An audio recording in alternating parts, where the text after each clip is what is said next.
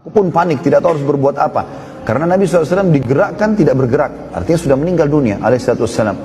Maka Aisyah pun mengatakan, aku pun meletakkan kepala Nabi SAW di atas bantal dan aku tidak sadar aku berniyahah.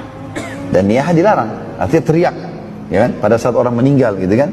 Tapi di sini niyahah tidak sampai memukul badan atau menarik rambut. Tapi Aisyah bingung, lalu mengatakan Rasulullah SAW meninggal, Rasulullah SAW meninggal sambil mengangkat suara. Maka pada saat itu ada sebagian wanita-wanita yang lewat di depan rumah Aisyah lalu masuk mendengarkan suara tersebut. Lalu mereka pun rame-rame menangisi Nabi alaihi salatu wassalam. Maka karena suara yang menangis cukup banyak, maka tersebarlah pada saat itu suara atau tersebarlah berita kalau Nabi SAW sudah meninggal. Dan dengan sangat cepat tersebar di sana sini. Maka seluruh jalan-jalan di Madinah tersebar berita tentang kematian baginda Nabi alaihi salatu wassalam. Dan waktu itu orang semua bingung karena mereka baru saja tadi mengetahui Nabi SAW mengimami sholat subuh. Ya. Kemudian mereka juga jelas-jelas melihat Nabi SAW berbicara. Ali bin Abi Thalib menyampaikan berita gembira, gitu kan? Maka pada saat itu mereka tidak sadar. Dan yang paling pertama bergerak waktu mendengarkan berita tersebut adalah sahabat yang mulia Umar bin Khattab radhiyallahu anhu. Jadi siapa yang tidak kenal imannya Umar, teman-teman sekalian? Tapi ini musibah yang sangat besar, meninggalnya utusan Allah SWT.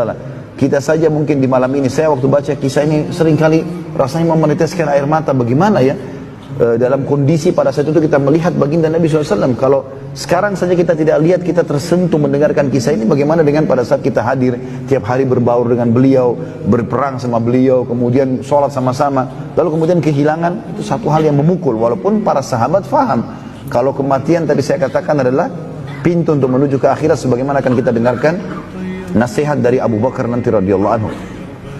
Umar bin Khattab pada saat dengar itu tidak bisa menerima keadaan. Maka Umar bin Khattab langsung masuk ke dalam masjid, ya.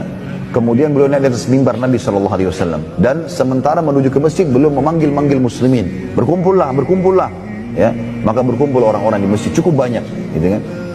Karena sudah tersebar berita kematian Nabi SAW. Lalu Umar setelah tahmid dan salawat beliau langsung mengatakan, ketahuilah kalau Nabi Muhammad SAW hanya pingsan sebagaimana pingsannya Musa AS pada saat melihat Tuhannya, atau dia minta melihat Tuhannya di Bukit Tursina. Dan siapapun yang mengatakan Nabi SAW telah meninggal, aku akan penggal lehernya. Dalam kondisi orang lagi panik, Nabi SAW meninggal, Umar pun mengancam dengan penggal kepala pada saat itu. Jadi orang, waktu itu ada beberapa sahabat yang datang mengelilingi Umar lalu menyetujui, semuanya menghenuskan pedangnya, gitu kan? Lalu mendukung Umar bin Khattab. Tidak boleh ada yang mengatakan Nabi SAW meninggal.